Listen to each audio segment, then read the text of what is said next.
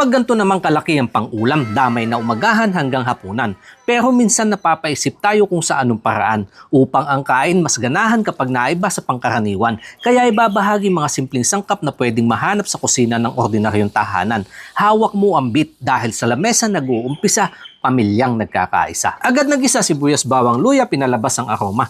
Patis na pampaalat, bahagyang maprito sa mantika. Sa kasinala na piga ang ikalawang gata, binudburan ng paminta. Kasunod ang pampalasa. Isda pinirito, maalis ang lansa, itinabi ang iba, di agad masira. Luyang dilaw sa ibabaw, magkaroon ng kulay ang sabaw. Bahagyang pinakuluan sa kalagay na siling panigang, maluto na singaw. Nang bahagyang lumapot kakang gata, ibinuhos. Sa mahinang apoy, may inandahan-dahan sa kapetsay, hulil lagay para may gulay. Madaling maluto kaya agad hinango na makitang dahon ng lupaypay. Pakibuhusan na sabaw ang kanin naghihintay. Sa kapatis na may chili mansi, kapag ganto naman ang ulam, pakidagdagan na saing inday. Napakabuti niyo po, Ama, sa pagmamahal at biyaya. Nilalapit ko po ito in Jesus' name. Amen.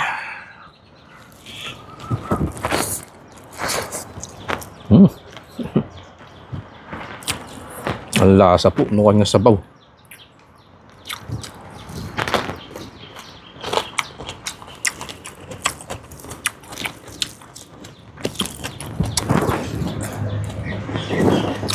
Sa gulay pa lang, ulam na.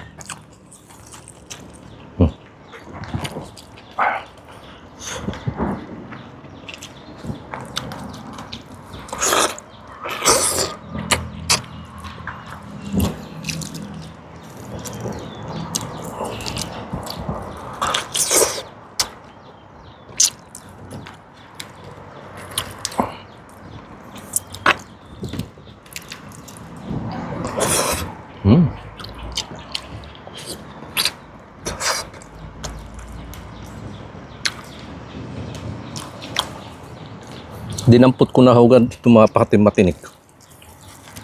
Kasi yan yung paborito ko. Hinangat-ngat.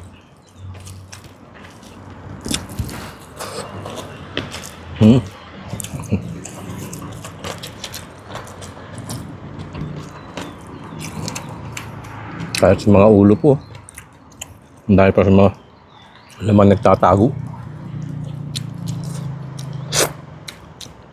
Mamaya ako nasasay din yung mga yan.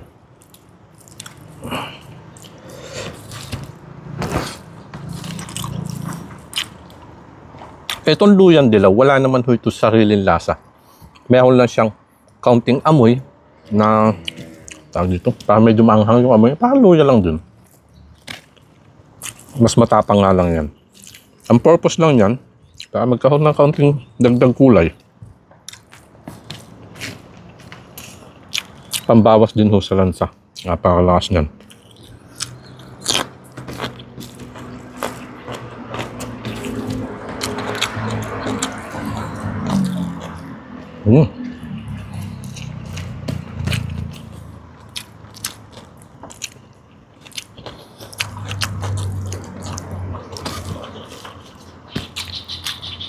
Sarap. Ang kanyang sabaw. Sakto lang yung lapot.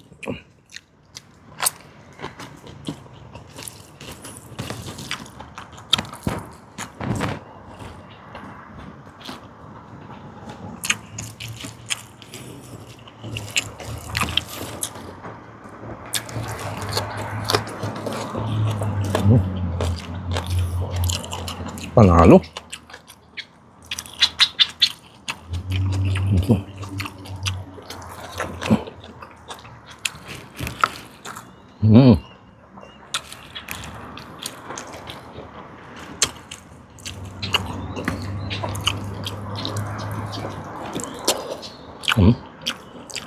Malaki na ho ito na ito, kaya yung mga tinik nyo matutulos na matigas, kaya dapat mahimay na mabuti. Sarap.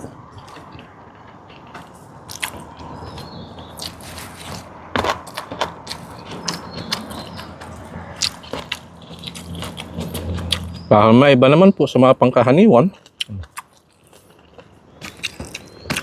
Pwede mo ding subukan yung ganitong luto lang. Isda. o kahit anong isda. Dito nga po sa Luyan Dilaw.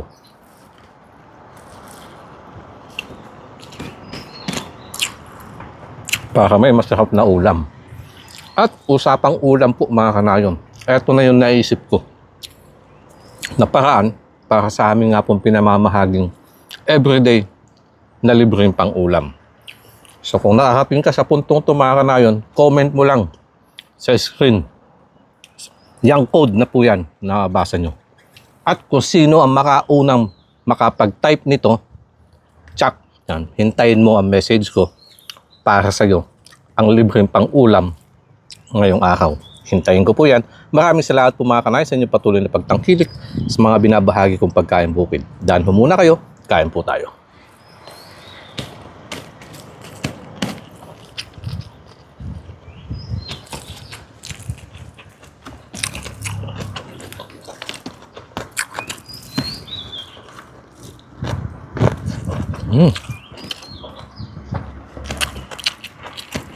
Sarap. Ang lutong ng gulay.